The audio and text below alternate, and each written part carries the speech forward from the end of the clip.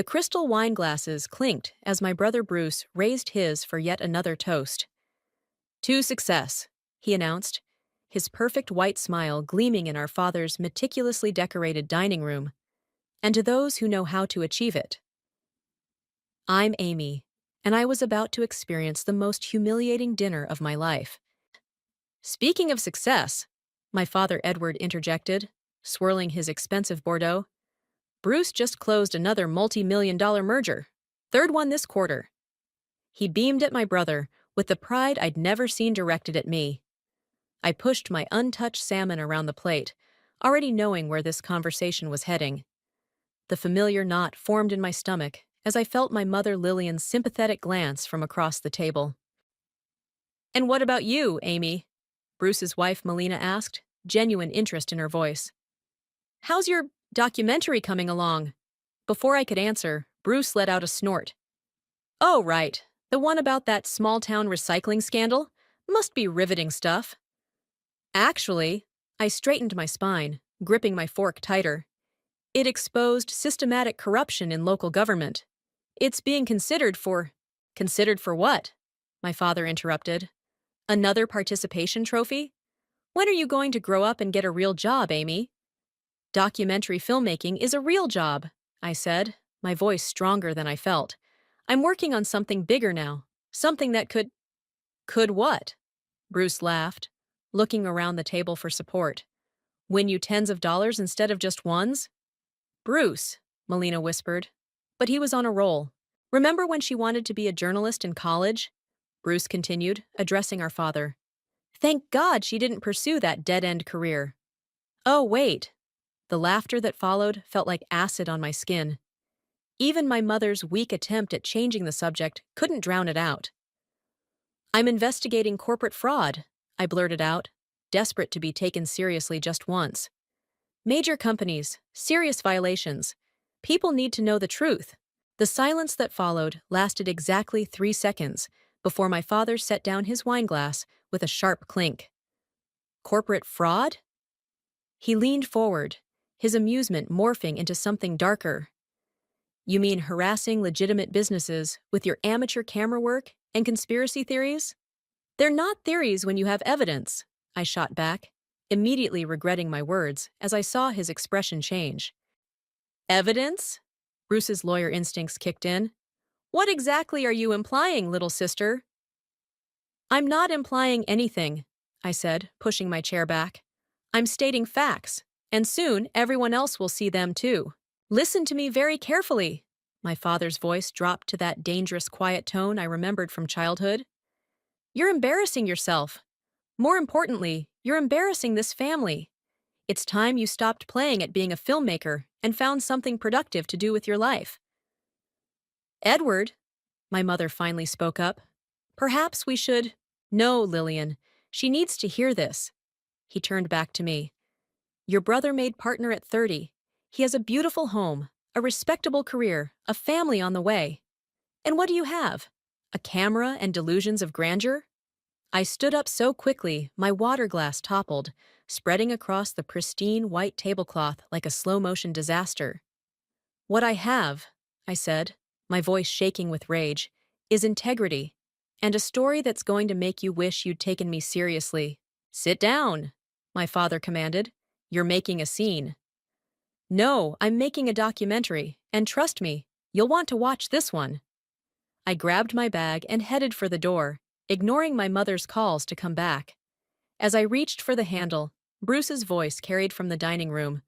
Always so dramatic. No wonder nobody takes her seriously. The door slammed behind me with a satisfying bang.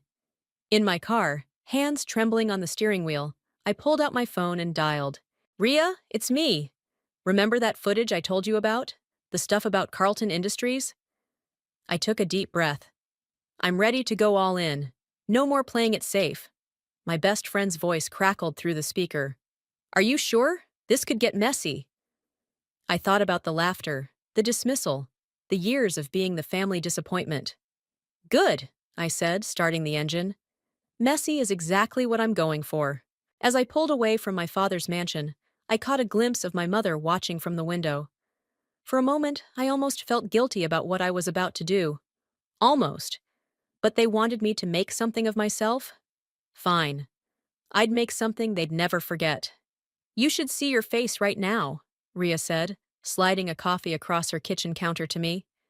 You've got that look. What look? The one that says you're about to do something either brilliant or stupid. She leaned forward, elbows on the granite. Maybe both. I pulled out my laptop, fingers flying across the keyboard as I pulled up my research files. Carlton Industries has been dumping toxic waste in residential areas for years. I have proof, but that's just the surface. And your father's law firm represents them? Ria finished, understanding dawning on her face. Amy, are you sure you want to— Look at this, I interrupted, turning the screen toward her. These are internal emails from their environmental compliance department. 3 deaths in the last year alone, all covered up, all in neighborhoods where people can't afford to fight back. Ria's journalist instincts kicked in as she scanned the documents. How did you get these? Remember Marcus from college? He works in their IT department now. He's been helping me gather evidence for months. This is dynamite, Ria whispered. But you'll need more than just documents. You'll need faces, stories, expert testimony. That's why I called you. I took a deep breath. I need your contacts. Anyone who might be willing to go on record. Ria was already pulling out her phone. There's someone you need to meet, Eduardo Price. He broke the story on that pharmaceutical scandal last year. If anyone knows how to handle something this big, it's him. 2 days later, I sat across from Eduardo in a quiet corner of a downtown cafe, trying not to feel intimidated by his penetrating gaze as he reviewed my footage. Your technical skills are solid, he said finally, closing my laptop. But you're playing it too safe. Where's the anger? I'm plenty angry, I replied. Then show it. These aren't just numbers on a spreadsheet. These are real people being poisoned in their homes while your brother's law firm helps cover it up. I flinched at the mention of Bruce. I want to focus on Carlton Industries, not my family. Eduardo leaned back, studying me. Sometimes the personal angle is what makes a story unforgettable. Why are you really doing this, Amy? Because it's wrong, I said automatically. Try again. I thought about my father's dismissive laugh, Bruce's condescending smirk. Because nobody thinks I can. Better. Now tell me why the audience should care. Because while companies like Carlton Industries poison communities, they're protected by powerful law firms who make sure they never face consequences. Because my own brother— I stopped, emotion threatening to choke me. Go on. Because my own brother sits in board meetings knowing what they're doing, and he doesn't care. Because my father calls me a failure while he profits from their crimes. Because somebody needs to expose the truth, and nobody else will. Eduardo smiled for the first time. Now that's a story worth telling. He pulled out a business card. I have a contact at the EPA who's been building a case against Carlton for years. She's been looking for a platform. Call this number tomorrow. As I reached for the card, he held onto it. But understand something. Once you start down this road, there's no turning back. Your family will never forgive you. They'll have to get in line, I said, taking the card. That night, as I reviewed my footage, my phone buzzed with a text from Melina. Your mother's worried about you. Call her? I ignored it, focusing instead on the interview playing on my screen. A woman stood in her backyard, pointing to the discolored grass and dead plants. My daughter was diagnosed with leukemia last month, she was saying. The doctors can't explain it, but everyone on this street has someone sick. Everyone. My phone buzzed again. This time it was Bruce. Dad's pretty pissed about your little outburst. You should apologize before this gets worse. I thought about the woman in the video, about her daughter fighting for her life while my brother helped hide the truth, about all the times I'd swallowed my pride to keep the peace. Not anymore. I picked up my phone and called Eduardo's contact. A woman's voice answered on the second ring. This is Sarah Matthews from the Environmental Protection Agency. Eduardo said you might call. I'm working on a documentary about Carlton Industries, I said. I understand you have information that might interest me. Meet me tomorrow at noon. Bring your camera. She paused. And Amy, be careful who you trust with this. Lives are at stake. As I hung up, another text came through, this time from my mother. Please don't do anything rash, sweetheart. Too late, Mom. Way too late. I turned back to my laptop, where the woman in the video was still speaking. Someone needs to make them answer for what they've done. They will, I whispered to the screen. I promise. Sarah Matthews' office felt smaller than it looked, cramped with filing cabinets and stacks of documents that reached toward the ceiling. She closed the door behind us with a soft click. Everything I'm about to show you is public record, she said, pulling out a thick folder. But nobody's connected the dots yet. I set up my camera as she spread documents across her desk. Carlton Industries has facilities in 12 states. In each location, we've documented increased rates of rare cancers, birth defects, respiratory issues. But every time we get close to proving causation, the evidence disappears, I finished. Or the witnesses back out. Sarah's fingers traced a map marked with red dots. Your brother's firm handles most of their litigation. They're very good at what they do. My camera whirred quietly as it captured her methodically, laying out 20 years of environmental violations, settlements, and suspicious coincidences. Last month, a whistleblower came forward, Sarah continued. Former plant manager. He had documentation, samples, everything we needed. The day before his deposition. She paused, shuffling through papers.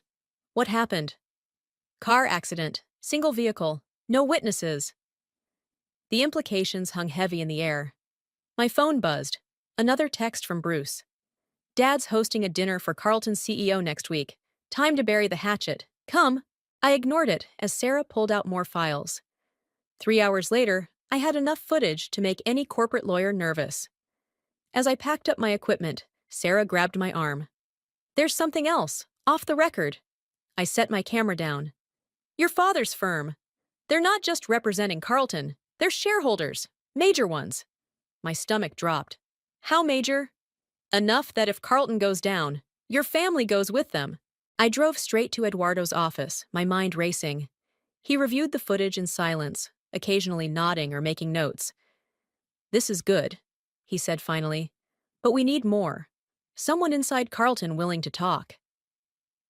The last insider died in a convenient accident, I reminded him. Then we need to be smarter. He tapped his pen against his desk. That dinner your brother mentioned, Carlton's CEO will be there? Yes, but perfect. Get yourself invited. I stared at him. You want me to spy on my family? I want you to do your job. Sometimes that means getting your hands dirty. He leaned forward. Unless you're having second thoughts. Before I could answer, my phone rang. Melina. Amy? Thank God you picked up. Listen, I need to tell you something about Carlton Industries. My heart raced. What about them? Not over the phone. Can you meet me? Now? 20 minutes later, I sat across from my sister-in-law at a quiet cafe. Her hands shook as she stirred her untouched coffee. Bruce doesn't know I'm here, she said quietly. He'd kill me if he knew. Knew what? I work in accounting at Carlton. Last week, I found something in the books. Payments to shell companies, millions of dollars. When I asked Bruce about it, she swallowed hard. He told me to forget I saw anything, said it was better not to know. I reached for my phone to record, but she grabbed my hand. No records, please. I'm only telling you this because... She placed a hand on her stomach. I'm pregnant, Amy, and I live less than a mile from one of their facilities. The things I've seen in those financial records, I can't stay quiet anymore. I need proof, Melina. I know. She slid a USB drive across the table. Be careful with this. People who ask too many questions about Carlton tend to disappear. Back home, I plugged in the drive with trembling fingers. Financial records, internal memos, board meeting minutes, enough to prove systematic fraud and environmental violations going back decades. My phone buzzed again. Bruce, Dad insists you come to dinner next week. Don't make this harder than it needs to be.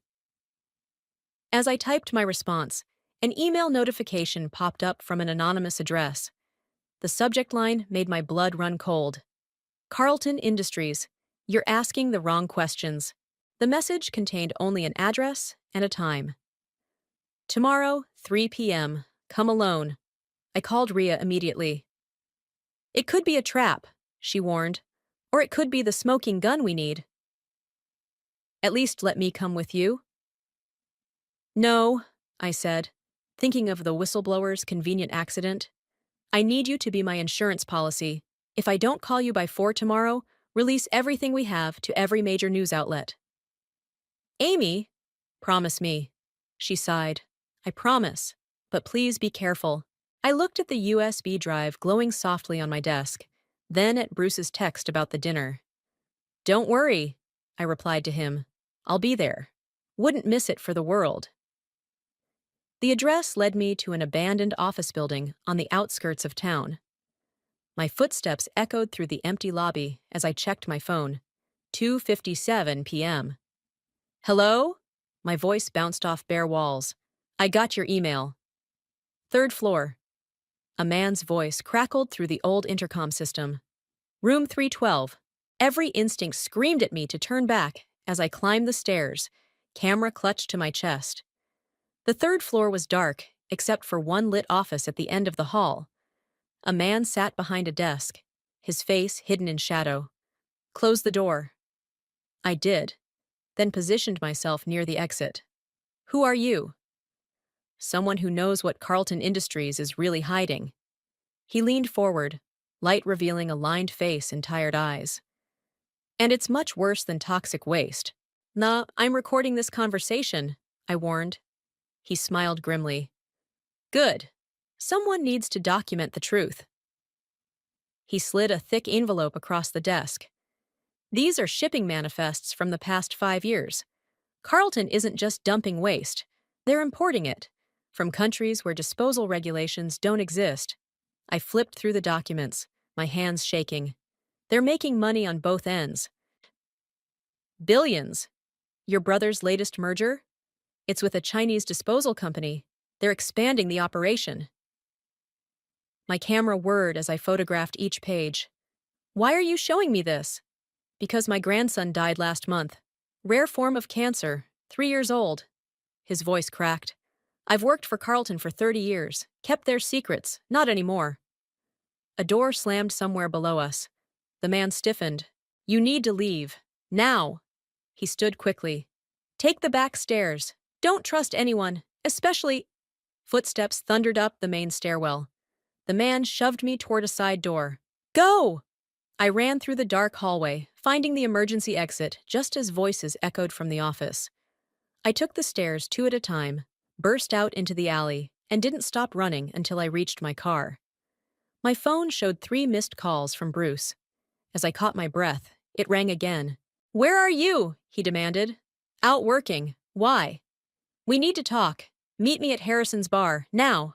20 minutes later, I slid into a booth across from my brother. He looked unusually disheveled. Someone's been accessing Carlton's financial records, he said without preamble. Internal documents are missing.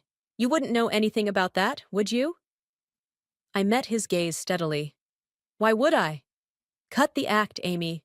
Melina confessed everything. My blood ran cold. Is she okay? She's fine. Scared, but fine. He rubbed his face. Do you have any idea what you're doing? The people you're dealing with? Do you? I pulled out my phone, played the recording from earlier. 3-year-old children dying of cancer, Bruce. Your client is importing toxic waste from overseas, and you're helping them. It's not that simple. Seems pretty simple to me. These companies provide thousands of jobs, support entire communities. If they go down, children are dying. Lower your voice, he hissed. Listen to me very carefully. There's still time to stop this.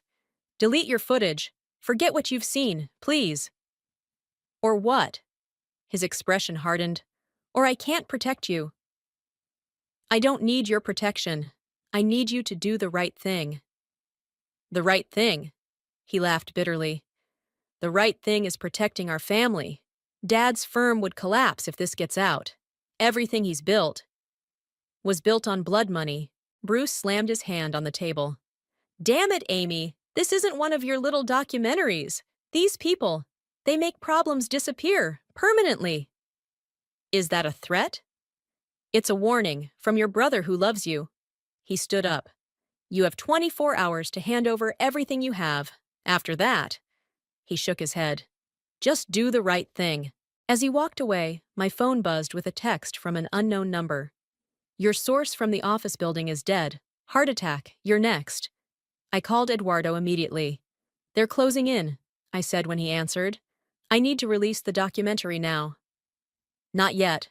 We release this wrong, they'll bury it. Trust me. He paused.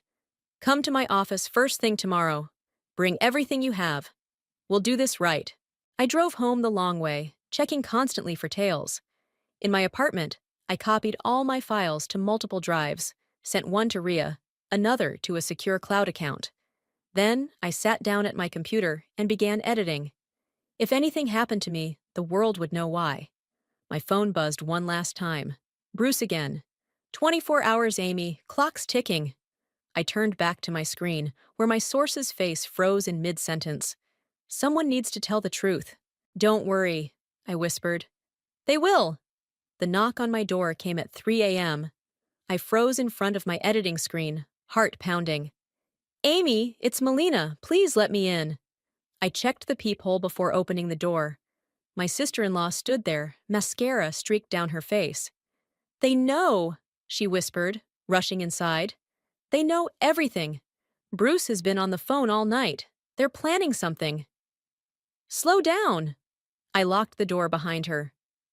What exactly did you hear? Carlton's CEO called an emergency board meeting. Bruce said, she wrapped her arms around herself.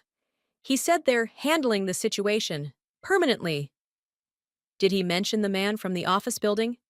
They made it look like a heart attack. Amy, I'm scared. Not just for you. Her hand drifted to her stomach. What have we done? My laptop pinged with an email notification. Eduardo, don't come to the office. They're watching. Meet at alternate location. I need to get my footage somewhere safe, I said, starting to pack my equipment. Bruce will be home soon. He doesn't know I'm here. Melina grabbed my arm. There's something else. Your father. He's not just profiting from Carlton. He's on their board. The revelation hit like a physical blow. Since when? 3 years. It's why he pushed Bruce to handle their accounts. She pulled out her phone, showed me an email chain. They're all connected. The law firm, the waste disposal, the shell companies. Your father's been orchestrating everything. My hands shook as I copied the emails. Does my mother know? I don't think so. But Amy, Melina's voice dropped. The dinner tomorrow night? It's not just a dinner. They're planning to announce Bruce as Carlton's new legal director. They're bringing him inside. Another email from Eduardo popped up. Footage needs to air tomorrow, no later. I have to finish editing, I said, turning back to my computer.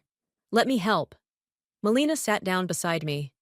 I know where all the bodies are buried, literally. We worked through the night, piecing together interviews, documents, and financial records. As dawn broke, my phone buzzed with a text from my mother. Your father knows you have sensitive documents. Please come home. We can talk about this. Don't reply, Melina warned. They're trying to locate you.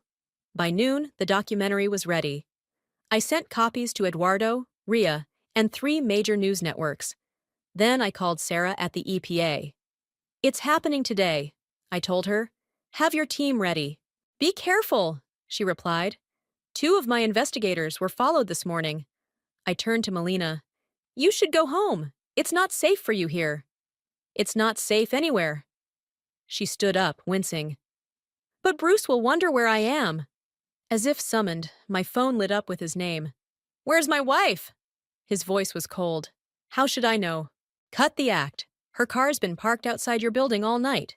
This is your last chance, Amy. The dinner's in 6 hours. Bring everything you have. We can fix this. Like you fixed the whistleblower? A long pause. That wasn't...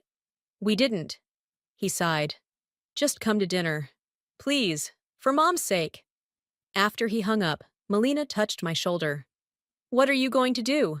I looked at my laptop, where the finished documentary waited to expose decades of corruption and death. Then at my phone, showing the time of tonight's family dinner. I'm going to do both.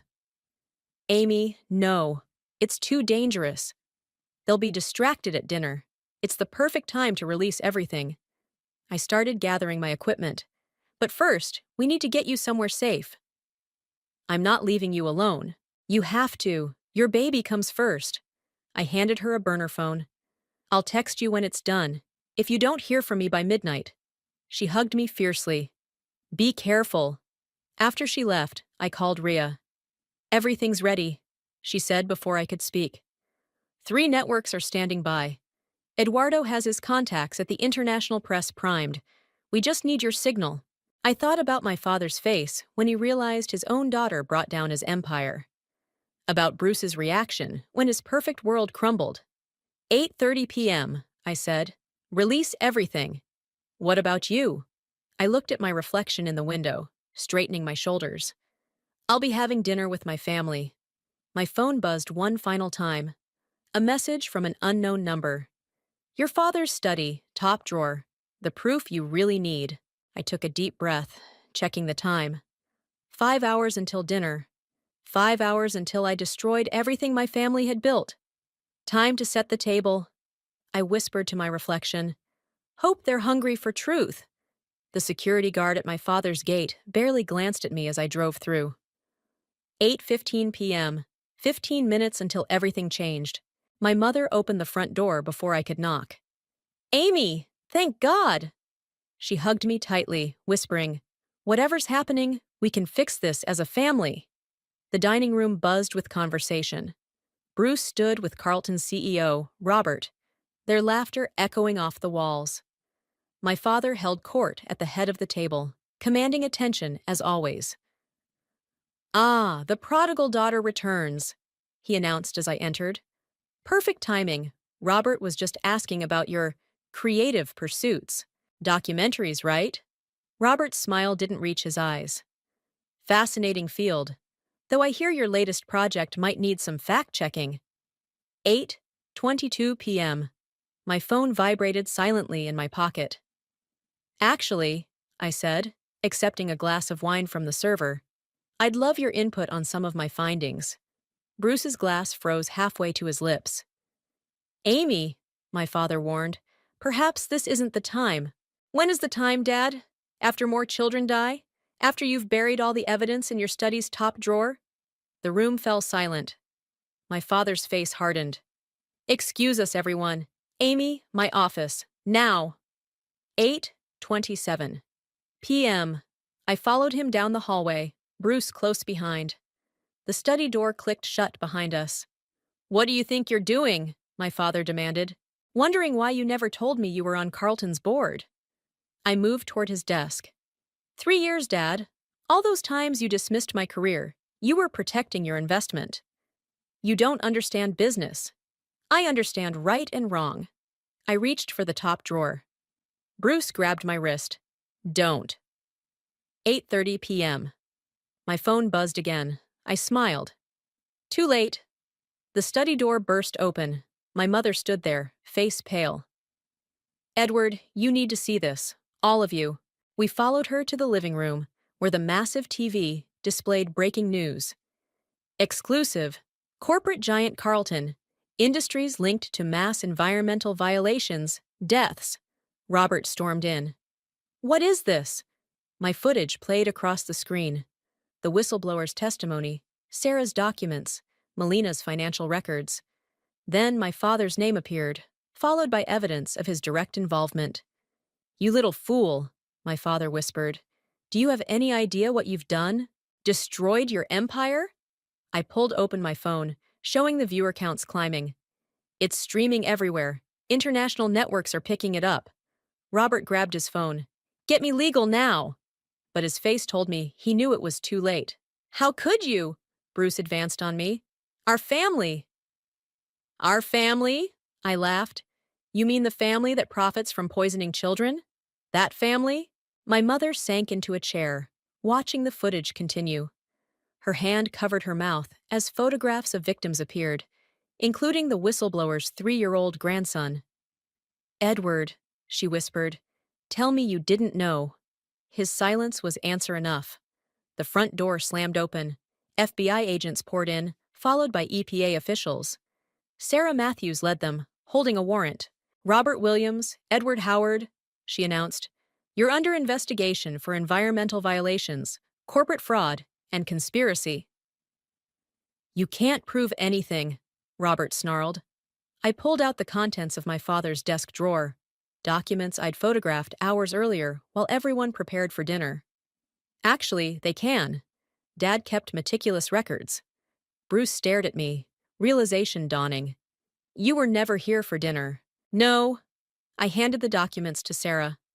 "I was here for justice." As agents began reading rights and conducting searches, my mother approached me. "I should have stopped him," she said quietly. "I saw the signs, but I chose not to look closer." "Mrs. Howard," an agent interrupted, "we'll need to ask you some questions." My father's voice cut through the chaos as they led him out. "Amy, you'll regret this. Everything I did for this family." "No, Dad." I watched as they escorted him to a waiting car. "You did it for yourself." Outside, news vans were already arriving.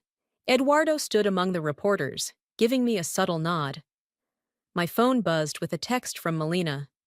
"Watching the news. Are you okay?" Before I could reply, Bruce grabbed my shoulder. "They're arresting our father, and you're texting. This will destroy us all." I shrugged off his hand. Maybe we needed destroying. As camera flashes lit up the night and reporters shouted questions, I thought about the woman from my first interview, pointing at her poisoned backyard. About the whistleblower, who died trying to expose the truth. About Melina's unborn child, who would now grow up in a cleaner world. "No," I whispered, watching my father's car drive away. We needed saving. 3 days after the arrests, Bruce showed up at my apartment unannounced. His perfect appearance had crumbled. Wrinkled shirt, stubble, dark circles under his eyes. "They're seizing everything," he said, pushing past me into the living room. "The firm's assets, Dad's accounts, even my savings. They're calling it proceeds of crime." "Sit down, Bruce. You look like you're about to fall over." He collapsed onto my couch. "Did you know they're investigating me too? 30 years of practicing law, possibly gone. Are you happy now?" "This isn't about being happy." I perched on the armchair across from him. "It's about doing what's right." "Right?" He laughed bitterly. "Melina's parents won't speak to her. Mom's being questioned daily. Dad's facing 20 years. The family's a laughingstock." My TV murmured in the background, where news channels still dissected the scandal. The documentary had gone viral, sparking investigations across multiple states. "Have you visited him?" I asked quietly. "Dad?" "Yeah." Bruce ran a hand through his disheveled hair. "He's different. Broken. Keeps saying he should have listened to you years ago." My phone buzzed. Eduardo calling again. Another network wanted an interview. "They're calling you a hero," Bruce said, nodding at the TV. "The brave whistleblower who exposed corporate corruption at the cost of her own family." "I didn't do it for fame." "No?" He leaned forward. "Then why?" "Really?" Before I could answer, someone knocked. I opened the door to find my mother standing there, looking smaller than I'd ever seen her. "I hope I'm not interrupting," she said, then spotted Bruce.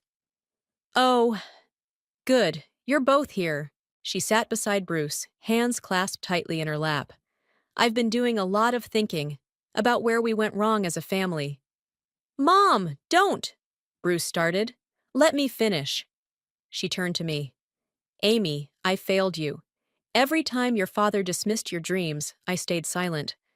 Every time Bruce mocked your choices, I looked away." "You were trying to keep the peace," I said.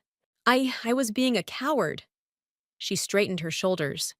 "But you weren't. You saw wrong being done, and you fought it, even knowing the cost."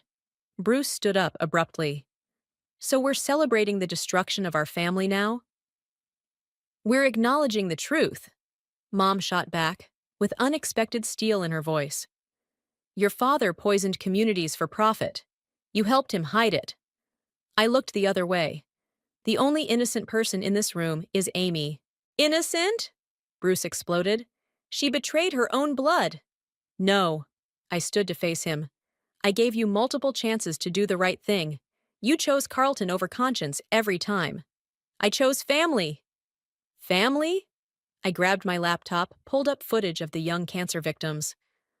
Look at these families, Bruce. Look at what your choices did to them. He stared at the screen, at the faces of children fighting for their lives in hospital beds. His anger seemed to deflate. I never meant, he whispered. I didn't think. That's the problem. None of us thought about the real consequences. Mom touched his arm gently. But Amy did. My phone buzzed again. Melina this time. Doctor confirmed, it's twins. Bruce. I showed him the message. You're going to be a father. To twins. What world do you want them to grow up in? He sank back onto the couch, head in his hands. After a long moment, he looked up. The investigators, he said quietly. They've been asking about other companies, similar operations. I've been protecting them too. Bruce, Mom warned. No, she's right. He pulled out his phone. I can't change what I did, but I can stop it from happening again. He dialed a number. This is Bruce Howard. I need to speak to the FBI agent in charge of the Carlton investigation. I'm ready to talk. Mom squeezed my hand as Bruce walked to the window, speaking quietly into his phone. Your father asked to see you, she said softly. I'm not ready. I know, but when you are. She hugged me tightly. I'm proud of you, Amy. I should have said that years ago. Bruce finished his call, turning back to us with tears in his eyes. They want me to come in tomorrow. Full deposition. He attempted a weak smile. Guess I finally chose the right side. Better late than never, I said. As they prepared to leave, Bruce paused at the door. That first night, at dinner, when we laughed at your documentary dreams. He swallowed hard. I'm sorry. You proved us all wrong. After they left, I checked my messages. Eduardo had texted, Major international network wants to fund your next project. Ready to change the world again? I looked at the family photo on my wall, then at the faces of Carlton's victims still frozen on my laptop screen. Yes, I typed back. There's always more truth to tell. The prison visiting room smelled of industrial cleaner and stale coffee. My father sat across from me, orange jumpsuit replacing his usual tailored suits, looking older than I remembered. I wasn't sure you'd come, he said. Neither was I. He gestured at the newspaper between us. The headline read, Carlton Industries executives face criminal charges. Whistleblower documentary sparks global reform. You did what I never could, he said quietly. You chose integrity over profit. It wasn't a choice, Dad. It was the only right thing to do. He nodded slowly. Your brother's testimony. It's going to help a lot of families get justice. Bruce finally found his conscience. Better late than never. He attempted a smile. Like father, like daughter. You're both stubborn as hell once you choose a path. A guard walked past, keys jingling. Through the window, I could see Melina in the waiting room, her twins asleep in their stroller. Bruce sat beside them, reviewing legal documents, now working to help Carlton's victims instead of silencing them. I watched your documentary again last night, my father said. All of it, even the parts about me. He wiped his eyes. Those children, I told myself it wasn't my responsibility, that I was just handling the legal side. Lies are easy when they're profitable. Yes. He placed his hand on the glass between us. I'm not asking for forgiveness. I don't deserve it. But I want you to know, I was wrong about you, about everything. My phone vibrated. Eduardo texting about our new investigation into similar corporations. We'd already uncovered 3 more Carlton-like operations. The network loved your pitch, my father said, nodding at my phone. I saw the announcement. A whole series exposing corporate corruption? Someone has to keep telling the truth. And you're the perfect person for it. He straightened in his chair. I'm testifying next week, against everyone. No more protecting the guilty. Through the window, I saw my mother arrive, joining Bruce and Melina. She waved, and for the first time in years, her smile reached her eyes. Your mother's different now, my father observed. Stronger. You did that too. She did it herself. We all make our own choices. He nodded at the newspaper again. The families, the ones Carlton hurt, are they getting help? The settlement Bruce negotiated will fund medical care for everyone affected, and the EPA's new regulations mean it can't happen again. Good. He cleared his throat. I have something for you. I asked your mother to bring it. He slid an envelope across the table. Open it. Inside was a letter, dated 15 years ago. My teenage handwriting filled the page, my first pitch for a documentary about local pollution. You kept this? It was the first time you stood up to me, told me money wasn't everything. His voice cracked. I should have listened then. A guard approached. Time's up. My father stood, hands shaking. Amy, I know I don't have the right to ask, but will you come back? I thought about the families finally getting justice, about Bruce's transformation, about my mother's newfound strength. Yes, I said. Not for who you were, but for who you're trying to become. In the waiting room, Melina handed me one of the twins. How was it? Healing, I said, smiling as the baby grabbed my finger. For both of us. Bruce looked up from his documents. The Victim Support Fund is approved. Every family will get what they need. My mother squeezed my shoulder. Your next documentary? Starts filming next week. 3 more companies, same pattern as Carlton. Good, Bruce said firmly. Take them all down. My phone buzzed.